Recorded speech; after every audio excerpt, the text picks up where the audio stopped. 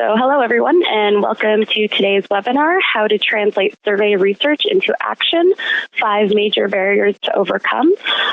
Just a quick note, there is a minor title change from How to Navigate Employee Engagement Roadblocks, so don't worry, you're in the right webinar.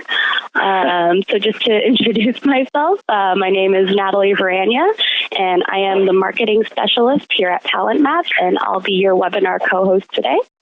I'm here with today's presenter, Sean Fitzpatrick, founder and CEO of TalentMap. Just a bit about Sean. He has had the opportunity to work with organizations big and small across a range of industries to help them improve employee productivity and leadership effectiveness for over 20 years. Welcome, Sean. Good. Thanks, Natalie. Looking forward to the webinar. Perfect.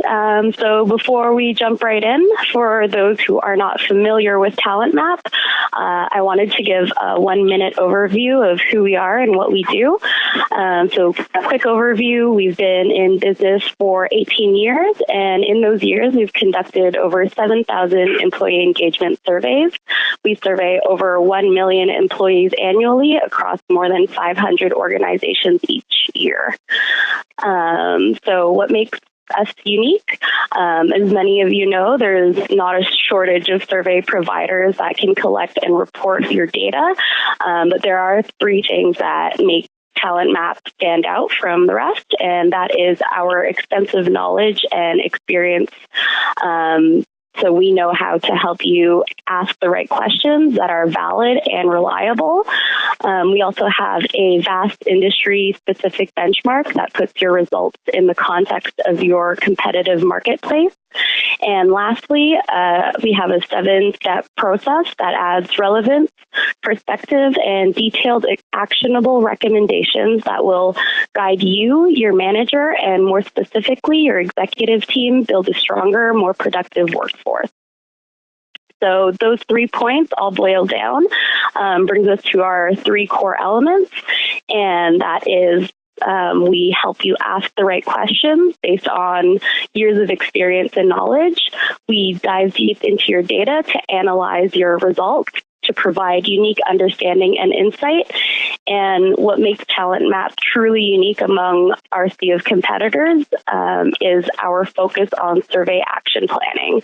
So we bring unique tools and techniques that we help you apply after the survey to ensure you make a real step change in your cultural and employee productivity. So now, before I pass it on to Sean, I wanted to mention that we'll reserve about 15 minutes at the end to do a little bit of Q&A before wrapping up. So you can submit your question at any point during the webinar using the question box on the right-hand side of your screen. I'll keep a list of questions as they come in for the end of the presentation. And if we do run out of time and Sean is unable to respond to your question, we'll be sure to follow up by email. So that's everything. I'll turn it over to Sean, and I'll be back at the end of the presentation. Sean? Good. Thank you very much, Natalie, and thanks for the introduction. Today, what we're going to do is we're going to cover off a lot of content. There's a lot of good, hopefully good information in here in terms of ways to get you thinking about engagement and also thinking about ways to improve your engagement scores or engagement initiatives. What's different about what we're going to do today, often what we try to do is focus on real tips, tools, and tactics at the low level and implementation stage to improve engagement, and those are very valuable. Today, I'm going to raise up a little bit, and we're going to take a little higher level view and look at a model and look at a process and 5 steps in that process that most organizations struggle with. And I think when you see the process, you'll start to understand why they might struggle, and as well as some solutions around how to address each one of those. So that's what I want to cover off today. And I think, Natalie, you're recording this session, so if anyone misses it or wants to follow up on it afterwards, there'll be a recorded session on our website later. Well, let me jump right in.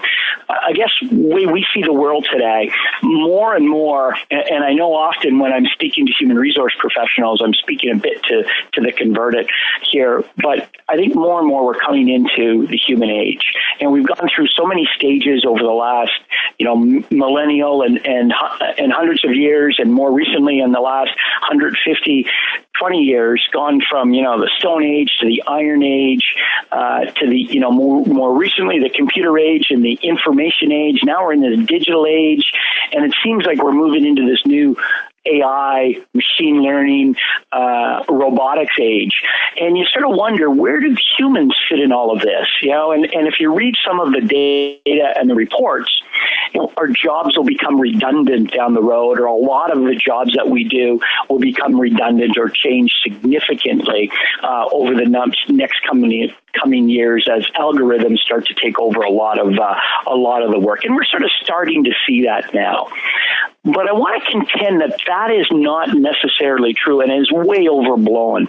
Yeah, absolutely. Computers and technology are going to be very important, and they're going to really help drive positive changes, I think, in the workplace. But there's one thing that humans bring that no robot, no software program can bring, and that's empathy. The ability to interact with another human, the ability to understand and reflect back their emotions and their feelings. And that's something that not for many, many years, or for at least the foreseeable future, will ever be able to design a computer, a robot, or some algorithm to be able to do. So it's something that's truly unique. And in fact, if you look at where the growth is coming from in the job market, most of the growth in jobs, healthcare workers, teachers, marketing and sales professionals, all of these jobs in growth, they are very much in the interaction with humans, being able to work with humans directly, being able to interact with humans directly, and be able to feed emotions back. A lot of the automation will happen, but it will really truly become the human age in the future, and empathy will become more and more important. And why empathy is important within the context of engagement is because truly engaged employees are the only ones that can really provide high levels of empathy to your customers, to your stakeholders, to other people you deal with, whether they're clients or members or citizens in a government or patients in a healthcare organization. They are able to provide that if they are engaged. So engagement will continue to be very, very important, but it's going to change. And what I want to touch on today is a little bit about how it's changing and things that we can do around these barriers that I'm going to touch on. First, before I do that, I just want to touch on what are we doing now around employee engagement? How are we going out measuring it? What are we paying attention to? What are some unique things that are happening out there in the world of survey measurement and survey data collection? I'm going to take you through a 10-minute tour of that, and then we'll look at the 5 barriers and ways around those barriers that most organizations struggle with. Well, first of all, most organizations now run regular employee surveys. We ran a survey not too long ago, went out and asked something like 300 or 400 organizations, and we got back about 75% of organizations run regular employee surveys. No surprise, most of the people on this call probably are organizations that they represent running engagement surveys or employee opinion surveys of some sort. Usually when I say regular, it's usually within every year or every 2 years. So that has been continued to remain high and will continue to remain high. So getting feedback from surveys continues to be an important aspect of being able to understand and measure engagement. However, what we're seeing also is the growing use of pulse surveys. More and more complement and support the annual or biannual engagement surveys. Organizations are deploying out pulse surveys. We're doing that a lot more with our clients. A lot of our clients that we've worked with over the years are maybe doing a full survey every year or even every 2 years, and then we're doing pulse surveys every quarter, for some of these organizations, and they're even supplementing those pulse surveys with short ad hoc surveys in between. So pulse surveys are becoming a very useful tool to help continue and open up that dialogue. There is a long time from one survey to another, and that pulses are able to bridge the gap. So we're seeing a lot more of that. What we're not seeing, which we maybe thought of at first when pulses started to really become popular, is that they would replace full engagement surveys, and that has not been the case. Organizations still need a full engagement survey to do a good diagnostic on the organization, but pulse surveys can also be used very effectively to be able to keep a pulse on what's going on, to identify hot buttons that executives are paying attention to or want to pay attention to, and to keep that dialogue going with employees. So growing use of pulse surveys.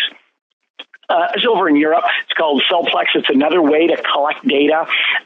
This is when you're leaving the organization, or they have this around a number of meeting rooms. How was your meeting today? How was the discussion today? How was your day today? Those types of questions, and people either, real good day, not a good day, sort of happy face, sad face.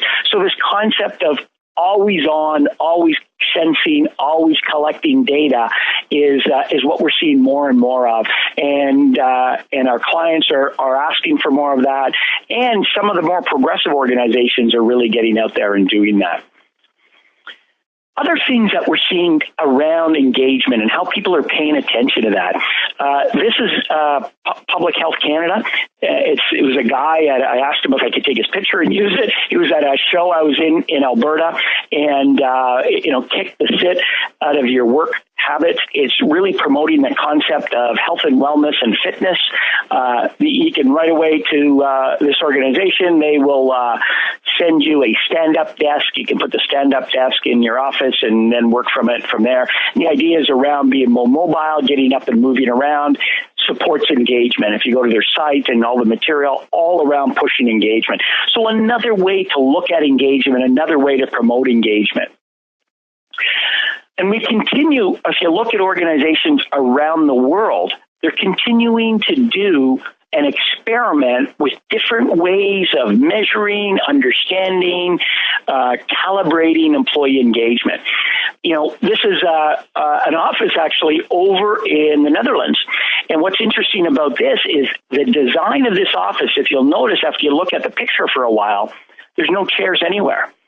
This design of this office was set up where you could lean against something, you can lie down, but there's no chairs to sit down. And the concept, again, is people up, moving around, being more mobile, will make them more engaged. And that's a lot of the material that they're promoting around this architect and the design around the workspace.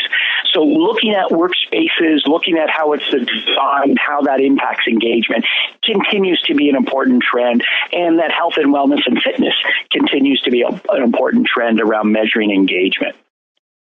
So lots of different ways out there. Another real interesting one, this tool, it's a wristband, it's tying into the wearables, the smartwatches, those types of concepts. And it's the idea that it will give you a jolt, a little bit of electricity or vibration, if you're not engaged. And I'll explain a little bit more. The concept is actually tied to times in, let's say, the ideal application might be in a restaurant chain or a large hospitality environment where employees have to go in on a regular basis, check the washrooms, go through a checklist. Often if you've been in those washrooms you've seen in the past, there might have been a paper checklist hanging up or a dry erase checklist hanging up. Washroom was checked at 10:47 today. Next check-in is at 2 p.m. So they're actually tying digital sensors to that, and if that washroom wasn't checked or sensed, an actual little electrocution would be sent, or a jolt would be sent to the employees who are responsible for it. They would then get back and hopefully clean up the washroom and get that done. I'm not advocating the jolt as a tool, but what I want to just point out are the different ways and the creative ways organizations are starting to look at ways to improve and measure engagement.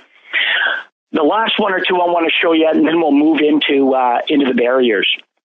What we're looking at here is a really unique little tool. It was actually designed initially a couple of years ago out of MIT.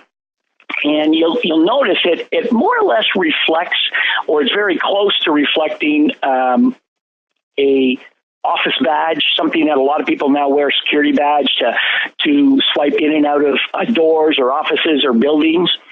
Well, what this organization did is said, well, why don't we take that concept, but start to build more sensors into it and then attach it to an individual. So in this very small device, of course, it has the ability to swipe you in and out of the buildings, but also has a microphone in it, has an infrared so it can detect other devices that are near it, like it, an accelerometer, which is the same thing that you have in your phone. It can tell you if you're now going left, going right, leaning forward, leaning back. Also has a Bluetooth in it, so it can actually talk to sensors around the office. As you move through the office, it can track where you're going, what you're doing, what your body position is like, and so on. And just to give you a little bit of broader sense of what it looks like. So, when in an office, this might be happening. You can actually track an individual to see where that individual is throughout the day, to see who that individual interacts with over the course of a day, over the course of a week, over the course of a month, to identify the physical movements. If they're in a meeting, are they leaning forward? Are they leaning back? All of those types of things are being used to measure productivity and engagement in the workplace. What they're finding, for example, a real interesting finding is where you sit and how you sit in the lunchroom. So where you sit and what groups you sit with in the lunchroom was tied very closely to certain engagement indicators or measures. So they're tracking who you're sitting down with, how long you're at lunch, what you're doing at lunch, and they're not trying to control where you're spending your time. They're not sending you shocks if you're in your lunchroom. All they're trying to do is understand what the highly engaged employees are doing and how they're interacting physically throughout the day. So very interesting ongoing work being done in trying to measure engagement around the world. But the interesting thing around all of that is we've spent millions, probably now billions annually on employee engagement. Recently, a study came out of Deloitte a couple of years ago, and the indication was about $720 million was spent each year just on measuring engagement and related things around surveys on engagement. So software, follow-up, action planning, all of those things around engagement. Not into recognition programs. That's a completely different thing. It's all focused on measures related to engagement and different activities. That estimate now has gone up to 1 to 1.2 billion. So the size, this is just in North America, the size of the market is quite big. So we're spending a lot of money on it. We're trying all kinds of things, but what are we really getting for it? And that's where it's becoming quite interesting in that there's a lot of studies that are showing we're really not moving the needle very far on engagement. Some studies are out there saying, there's less than, 1 in 3 people seem to be engaged in the American workforce. There's an interesting longitudinal study, and why I grabbed this is because engagement really jumped onto the scene maybe 10 or 15 years ago, but it is correlated, not exactly the same, but it's correlated with job satisfaction. And what they've noticed in a long-term study around job satisfaction is actually decreased over many, many years across the North American population. So engagement seems to either be, fairly low, maybe even decreasing in some areas. I wanted to point out TalentMap's engagement index, just to give you a sense. This is just an average index of our metrics and numbers that we've been tracking over the last 17, 18 years. And what you'll notice is it's been pretty flat. Now, without a doubt, some organizations that are focused on improvement and improving employee engagement have actually drove that number up and can drive that number up significantly. Some organizations actually go down a little bit. But on average, organizations that really don't do anything, they just measure engagement, have actually stayed about the same. So it's interesting that there's a lot of money and a lot of time being spent on engagement, lots of experimentation, but we're really struggling with improvement. And you think by now, with everything we know and all the articles that are written, all the blog posts that are out there talking about how to improve engagement, some of this would have translated into practice. And I think that's where part of the problem is. We're not translating what we know into practice in a very effective way yet. And that's what I want to touch on. What are those barriers? Why aren't we translating what we know about employee engagement, the drivers of engagement, what seems to work for engagement? Why aren't we driving those into practice? And by consequence, if that's happening, why wouldn't the numbers be going up? So I want to introduce you to 5 core barriers to employee engagement. I'm going to go through each one of the barriers over the next 20, 30 minutes or so, and then just sort of wrap up with an approach that organizations should consider to be able to guard themselves against these barriers. So the very first barrier is the engagement definition barrier. What is engagement? How should we define it in an organization? I'm going to touch on that a little bit. The second is the engagement focus barrier. What are the different references for employee engagement? And where should that reference be? And I'll touch on that a little bit. The third barrier rather, is this concept of a measurement barrier. Now, how do you actually go about measuring engagement? Now, what are the metrics? What are the questions? What's the process you should use? And how should we measure it in our organization? What should we use for our organization, given our business, given our strategy, given our goals and objectives? The fourth one is the engagement driver barrier. What are the main drivers of engagement? And what drives it in our organization? I'm going to touch on that. And then finally, the strategy barrier, engagement strategy barrier. How do we develop effective engagement strategies that will result in a highly engaged workforces?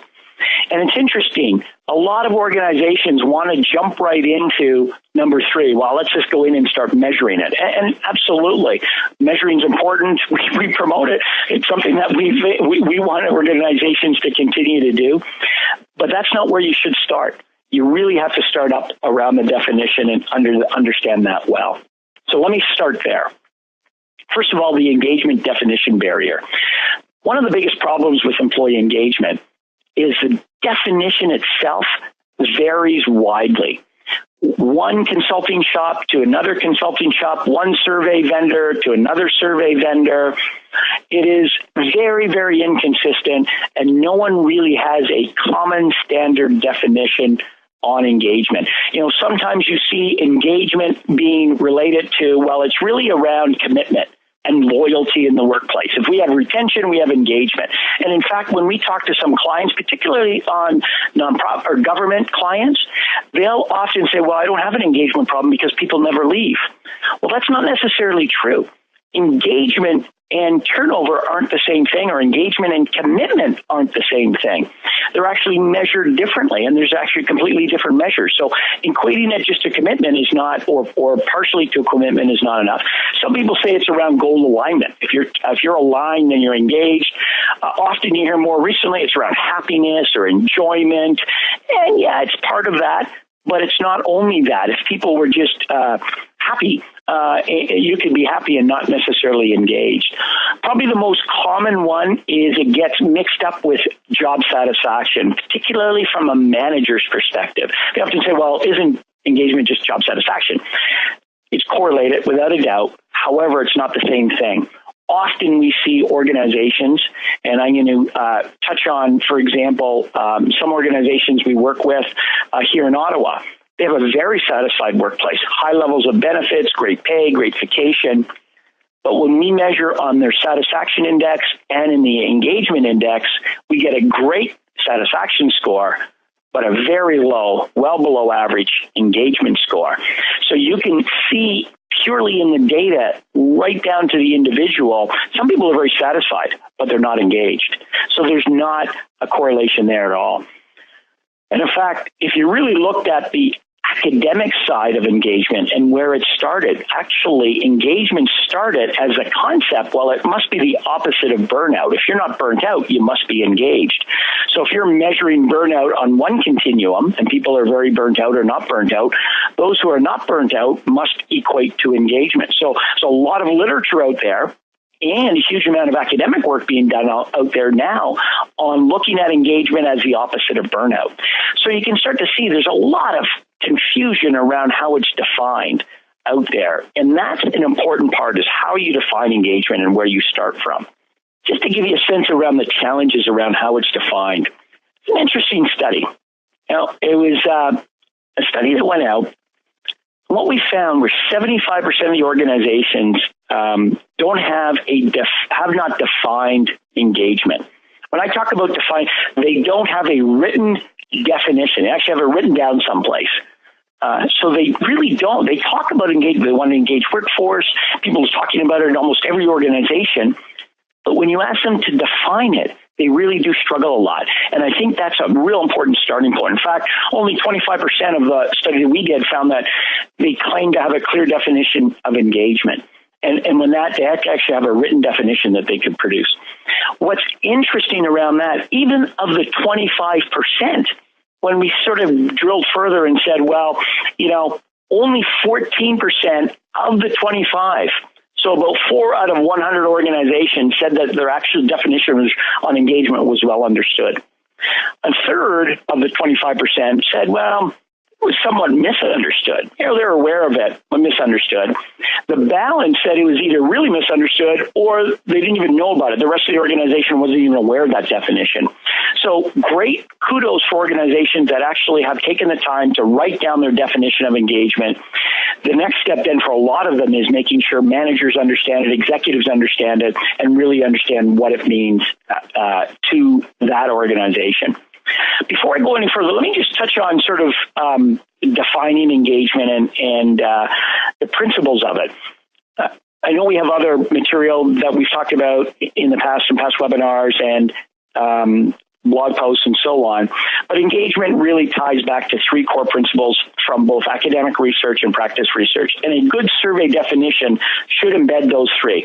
And that's really having a logical connection to the organization, an emotional connection to the organization, and a behavioral output based on that emotional and logical connection. So those 3, and that goes way back to the initial person, Professor Kahn, who wrote about engagement or personal engagement back 25 years ago, and a lot of the research has stemmed from there. So defining engagement and defining what it means to you is more critical than a lot of organizations have taken the time. And before I jump onto the focus barrier, I'll give you a couple. Let me just go back for a minute. Let me give you a couple more examples of what I mean by this, just to make it a little more tangible. One of our organizations, it's a tech firm, not too far. I'm based in Ottawa here, not too far from I am. They're in Canada, so about a half hour down the road. They wanted to focus on employee engagement. And when we started talking about their business and really what was important to them, they're actually a very innovative firm. So having their employee engaged in innovative activities was really what the crux was. It was really what was important to them. So it's not like they just wanted them generally engaged. We wanted to know, what do you want them focused on? What do you want them engaged in? And when, after a number of discussions back and forth, the CEO and the executive team realized that, well, really, we want them engaged in innovative activities. So what we did is we worked with them to develop an engagement index that honored the legacy of engagement, the historical benchmarks, but also started to incorporate some measures of innovation so they can actually measure innovative engagement. And that allowed them to really understand the differences in terms of the behaviors, because you want people engaged, but you want them engaged in specific behaviors that are aligned with the business objectives of the organization. So for a lot of organizations that we're working with, what we do is we don't start with a definition of engagement. What we do is we start with their goals, their objectives. What do they want the workforce focused on? What do they want them aligned with? Based on that, then we start to help them define what engagement means given that business context. And then once we define what engagement means, then we go and define the index around engagement. For sure, it has to be based on good evidence, good academic research, but not every engagement index is the same. And it really has to be designed that it aligns with your organization and your goals. Now, number 2 is the engagement focus barrier. This one's very interesting. often when we think about employee engagement, well, we want people engaged in the job or maybe the organization, but we're not very specific about that. And in fact, both practice and in academic research, what they've realized is you could actually be focused on a number of different things in engagement. So, for example, you could be focused on the job, the actual job itself that the individual performs. So, I'm an accountant. I'm engaged in my job as being an accountant or controller or whatever. But you could also be focused on a particular task. So, not the overall job, but a specific task, activity, or assignment that's part of one's job. So I might be an accountant, but I really like the finance stuff, but I don't like the actual bookkeeping stuff. So the actual, and maybe it's 50% of my job bookkeeping. Well, I'm not too engaged in that, but 50% of the work is finance. I'm very engaged in that. So there's an example. You have job engagement that's average, high level of task engagement in certain areas, low level in other areas. Another big area that we're seeing more and more research being done on is this concept of team engagement. And that's the idea of being engaged in a group or a team, which is different from individual or job or task engagement. There's business unit engagement, organizational engagement, and they're related. And that's really around the roles and responsibilities associated with the organization. And there's even other types of engagement. There's learning engagement that you often hear about. So thinking about what you want people focused on in the engagement is really important. Often when you talk to CEOs, they're thinking engagement around organizational engagement. It's this broad membership in the organization. I want them engaged in organizational activities. That's often what they think about. When you talk to an individual, they often think at the job level or the task level. So very different perspectives around how engagement is thought about and talked about. Real good example is in healthcare. And these are some real interesting examples that we see. When we go and survey healthcare organizations, hospitals, large hospitals, small hospitals, what we find is, let's just pick on the physicians, the docs, for a minute. What we find is there's very high levels of job and task engagement for physicians. They tend to really like the work they're doing. They like interacting with the patients. They like doing the surgeries. They like consulting with other physicians. All of that work that they're doing around interacting with the patients tends to be very high. But when we also measure those same physicians on levels of organization engagement, it tends to be very, very low. So physicians aren't engaged at all or have very low levels of engagement with improving the hospital, the way healthcare is delivered, the flow of healthcare. They really don't want to be involved in that at all. So it's interesting, when you measure engagement, you actually get an average score for physicians. They're high on job engagement, they're low on organizational engagement. So when you measure those two components, you get an average score. When you start to break it down, you realize they're really high on the task, really low on the actual organization. So if you're starting to try to implement team-based healthcare delivery, and you need physicians as an important part of that, you're going to really have a tough time if that's your goal, because their level of organizational engagement is very low. They don't want to participate in that process. I'll give you almost an exact opposite type of organization. We do a lot of work also with nonprofits. And a lot of nonprofits are cause-based or mission-based. Cancer Society, Arthritis Society, and so on are examples of some. Well, what we find is people often join, not always, but people often join these organizations because they have an underlying cause or mission that's close to their heart. Maybe a family member was afflicted with some illness, or they have a particular mission on education that they're really promoting, and they really feel strongly about the mission of the organization. What we find is, for those types of employees, their level of organization engagement is very, very high. But their level of job or task engagement could be much, much lower. If they're, for example, really like and want to promote something around a particular affliction that my family has, and I think it's important, but I have to do fundraising to do it, I'm still going to be engaged in the organization, but if you ask around my level of job or task engagement, it might be a bit lower because the actual job I'm doing is not so exciting, but I believe in the higher mission. So starting to look at where you're focusing your engagement starts to become really important. Let me jump over to the third barrier. And the third barrier is really around actually measurement. So once you've sort of defined engagement in your organization, not just taking the survey partner or vendor as their definition. Often if it's your first time you're doing a survey, it's actually a good starting point, but organizations should start to think clearly as to what's their people strategy or what's their business strategy and what their people strategy is and how does engagement fit into that? What do you want your people engaged in? And that will then define your engagement measure or definition.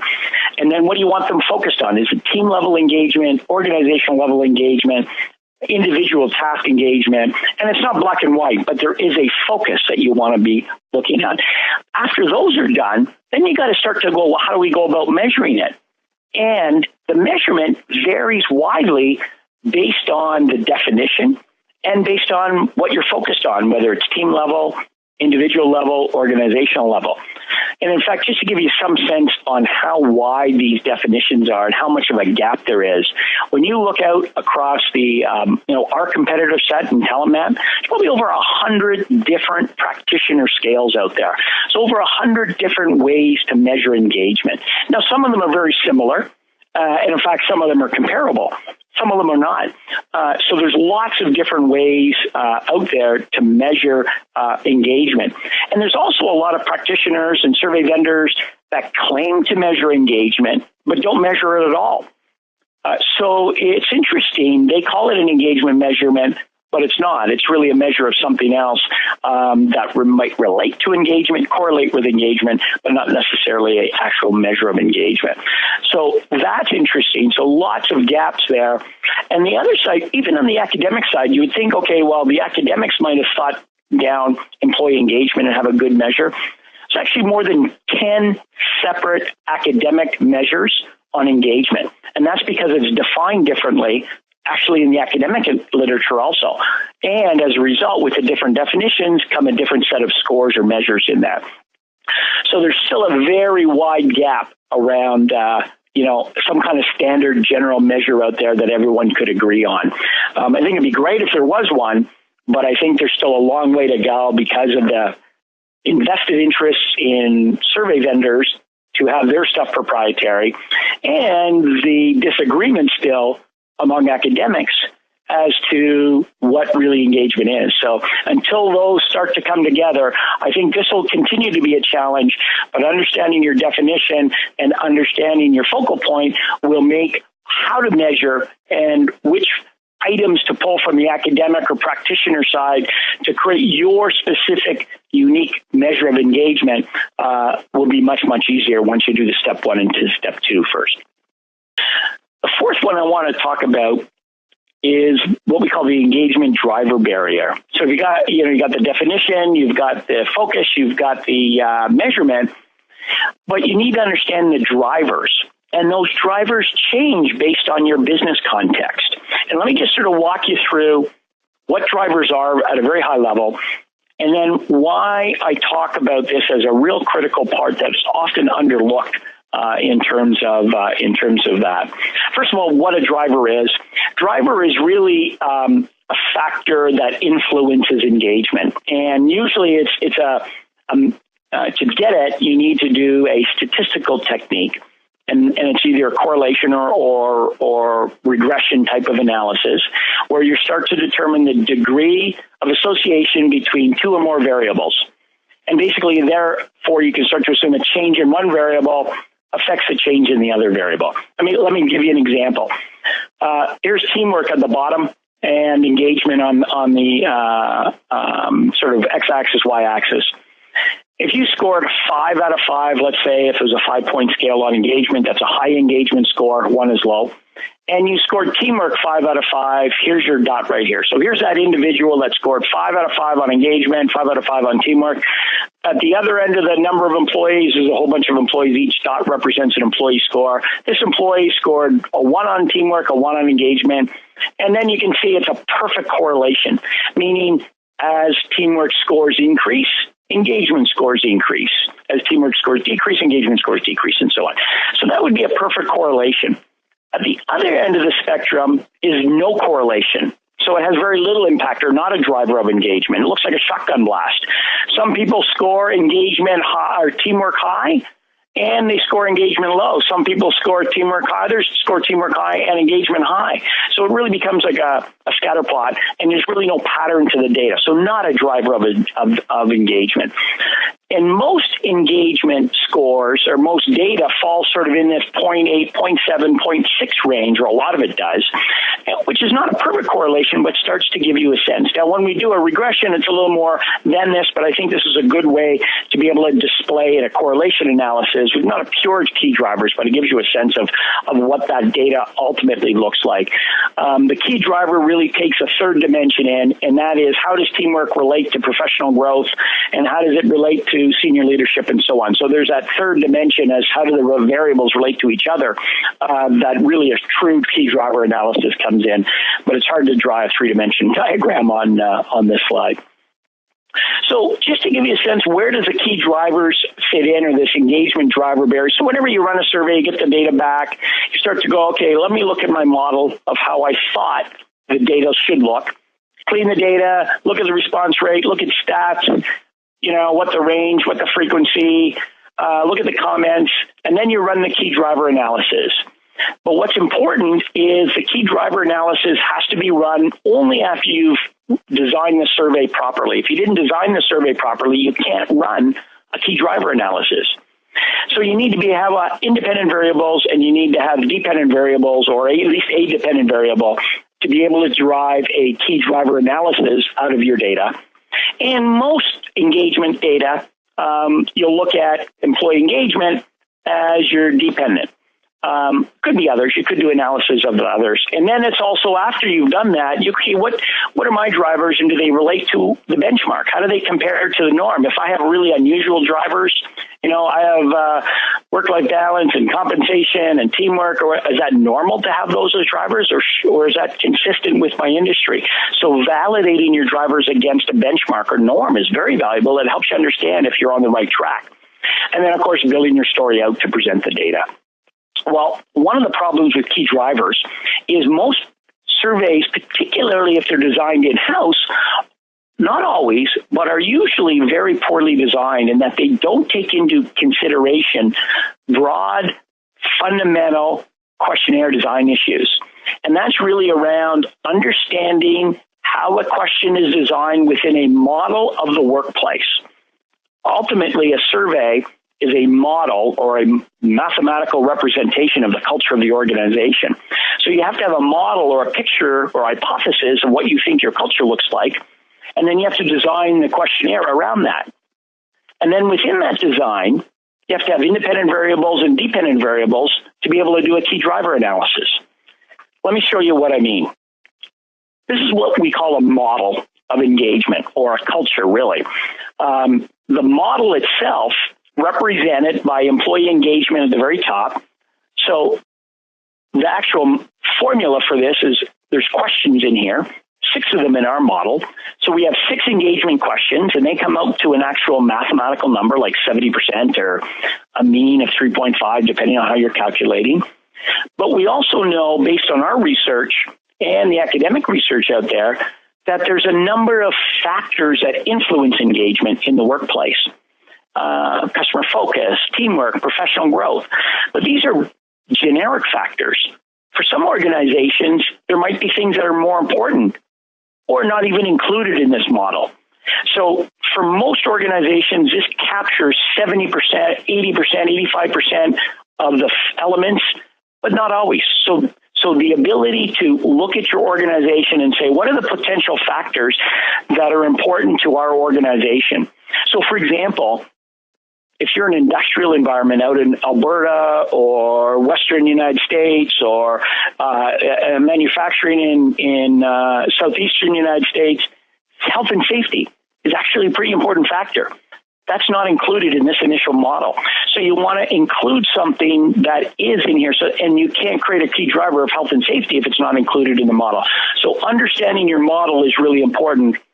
And then understanding the relationships when you design your survey becomes important. In this particular case, this is your dependent variable, and all of the factors below are seen to influence engagement.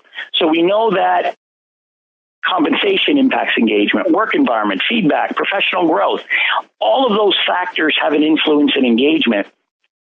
So what we want to do is we want to measure those factors, and they could become potential key drivers. But you don't know that until you run the correlation analysis or the regression analysis, and you're then able to identify, for example, teamwork has the biggest influence on engagement. The relationship between teamwork and engagement is the strongest, followed by innovation, followed by professional growth.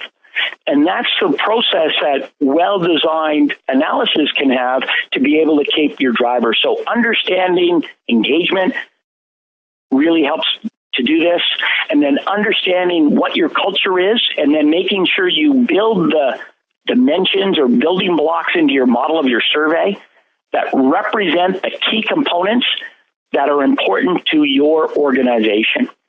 So that's critical. So designing surveys that are tweaked or customized to resonate with your culture becomes more and more important. Because if you have factors that aren't really relevant to your culture, they might come up as an important factor, but they may not be the most important factors because you're missing something. So survey design really helps you get over that driver barrier.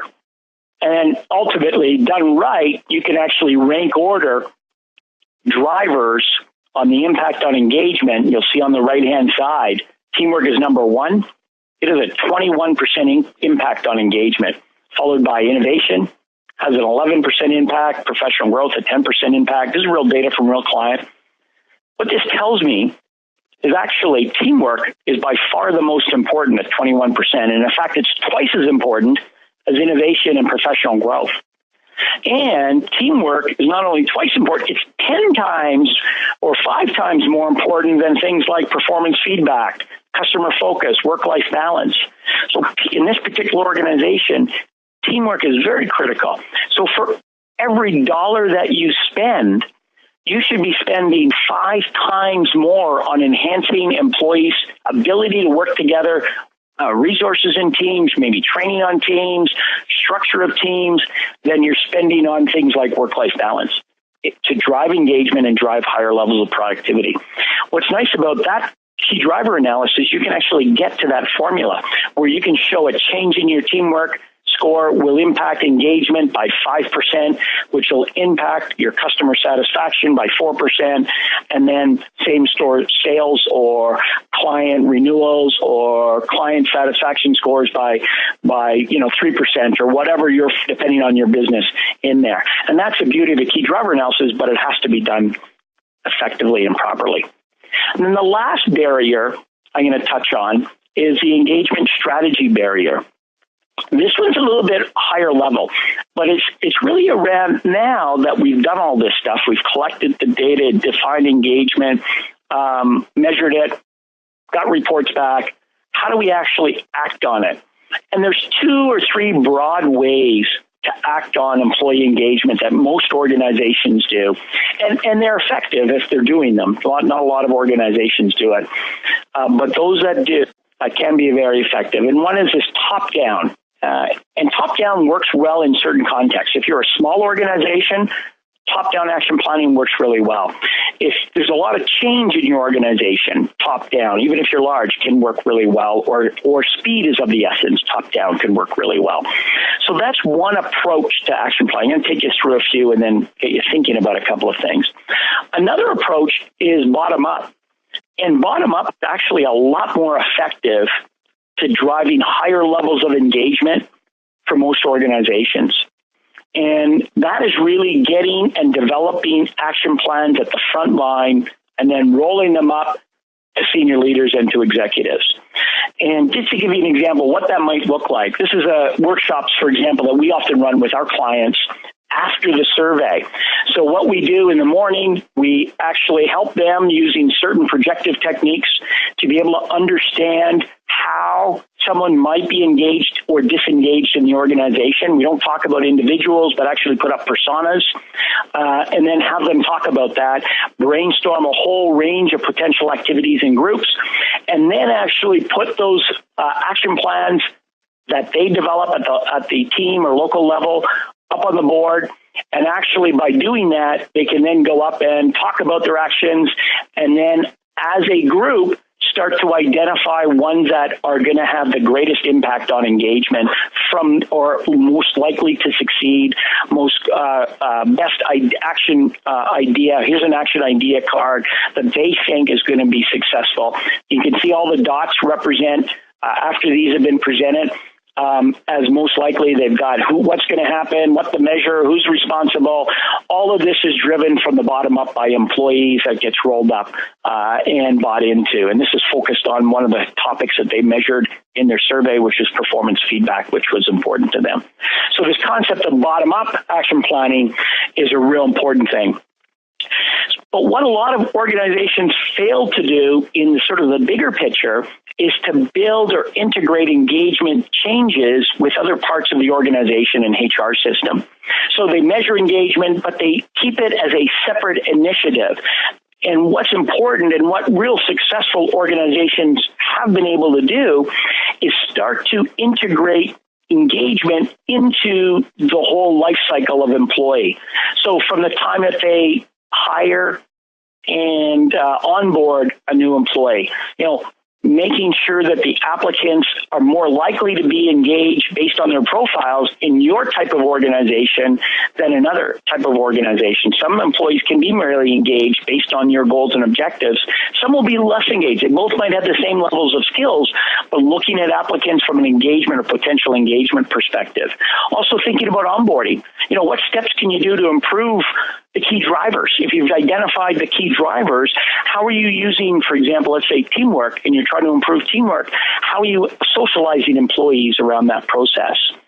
Another area that you can build engagement into your larger change strategy after the survey is start to integrate engagement into your performance management process to maximize performance. A lot of organizations separate out and don't even talk about engagement with respect to performance management. And that's something that can be built in to your process and your system. So thinking about engagement, not just, okay, we did our survey, what are the 2 or 3 actions we're going to do, and separate it from other processes or systems, but actually start to build it into your selection, your socialization, your performance management, and even your training and development process. Training employees and managers on what engagement means, how you can engage yourself as an employee, how a leader or manager can show more engaging activities. An example is transformational leadership has proven to be probably one of the most important leadership styles that's linked to engagement. So if you're trying to drive higher levels of engagement, building elements of your leadership training, and in particularly embedding transformational leadership training or transformational leadership styles in making people aware of what that is, how that works, how they can make it work for them as managers and leaders, start to build engagement concepts into your broader business HR strategies and human resource systems. So thinking about it from that perspective, I think is really important from a strategy point of view, and one of the barriers a lot of organizations struggle with. I'm just going to close up here. I know I've coming to the end of my time, and I tried to put hopefully a lot of good information out to get you thinking about engagement. I just want to end up with a model. We've touched on all of these, but it's a stage model. What that means is it's very difficult to jump into employee engagement measurement, or what are your employee engagement drivers, or starting to drive strategy without starting at the very beginning. Organizations have to take the time to review their definitions and then choose or adapt their engagement for one that really fits that organization, their context, their business strategy, and their people strategy in light of that business context. So don't take what a vendor automatically gives you as the definition and the gold standard. You can change that employee engagement definition, and you should change that over time to suit what business you're in and to reflect what you want your employees engaged in. And professional survey vendors can help you get there. The second thing is start to think a little bit about what is the focal point. What do you want? Do you want them focused really on the task or the job, or do you want them more at a business unit level, at a higher level, focused on organizational engagement? Maybe in a call center, job and task engagement is critical. But maybe in a hospital, you want doctors starting to focus on organizational engagement, not necessarily job or task engagement only. As a result, you'll start to have to ask different questions in the survey, and that will determine different drivers, which brings us to our measurement. Understanding our definition and understanding our focal point, whether it's team level, job level, or individual level, organizational level, you're going to select different questions or different ways to measure engagement. So review and choose those and adapt your scales. You can change scales. You can change your questions that are congruent with your definition and what you're focused on. And then finally, as we wrap up near the end, is look at the sources and resources and demands and processes and decide which ones to include in your surveys and which ones you can have interventions on.